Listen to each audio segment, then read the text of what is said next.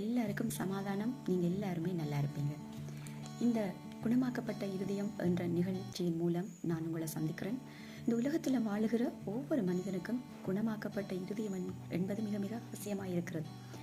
ஏனென்றால் ஒவ்வொரு மனிதர்களும் தங்களுடைய கடந்த காலங்கள் மூலமாக, இழப்புகள் மூலமாக, மனிதர்களுடைய வன்முறையான வார்த்தைகள் மூலமாக தங்கள் இருதயங்களில் காயங்களோடு வாழ்ந்து கொண்டிருக்கிறார்கள்.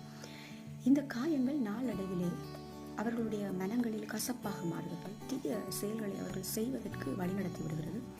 அது மாத்திரமல்ல, பல குடும்பங்களிலே இந்த காயங்கள் வன்முறைகளை தூண்டிவிடுகிறதாக கூட அமைகிறது. இந்த இருதயங்களிலே உள்ள காயங்களை ஆற்றுவதற்கு சக மனுஷர்களால் இந்த செயலை செய்வதென்பது மிகவும் கடினமான ஒரு விடயமாக இருக்கிறது. இந்த இருதயம் என்று சொல்லும் பொழுது அது தேவனோடு சம்பந்தப்பட்டது.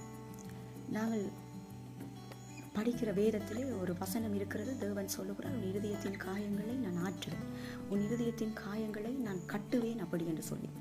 இந்த இருதயம் என்பது தேவனோடு சம்பந்தப்பட்டது. நாங்கள் சிருஷ்டி, எங்களுக்கு மேலே எங்களை சிருஷ்டித்தவர் ஒருவர் உண்டு.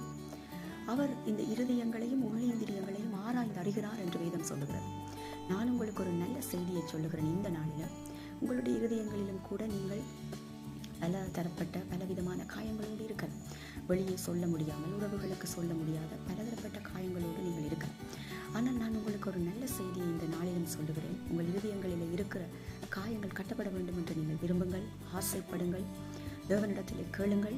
தேவன் உங்கள் இருதயத்தின் காயங்களை கட்ட அவர் வல்லமை உள்ளவராக.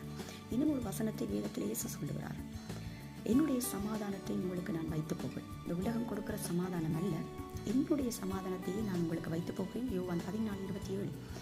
இருதயத்தின் காயங்கள் ஆற்றப்படுதல் என்பது ஒரு தெய்வீகமானது. அது தெய்வீக முறையிலே நடைபெற வேண்டும். அதை தேவன் செய்ய வேண்டும் என்று விரும்புகிறார். நான் உங்களுக்கு சொல்லுகிறேன், உங்கள் இருதயங்களில் இனியும் நீங்கள் காயங்களோடு கடந்து போகாதீர்கள். உங்கள் காயங்கள் கட்டப்பட வேண்டும் என்று விரும்புங்கள்.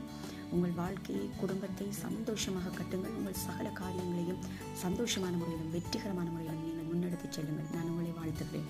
நான் உங்களுக்காக பிரார்த்திக்கிறேன். தேவனே, இப்பொழுதும் இவர்களுடைய இருதயங்களிலே உண்டான காயங்கள் ஆற்றப்படட்டும். இவர்களுடைய முகங்களிலே சிரிப்பை உண்டாக்கும், சந்தோஷத்தை உண்டாக்கும்.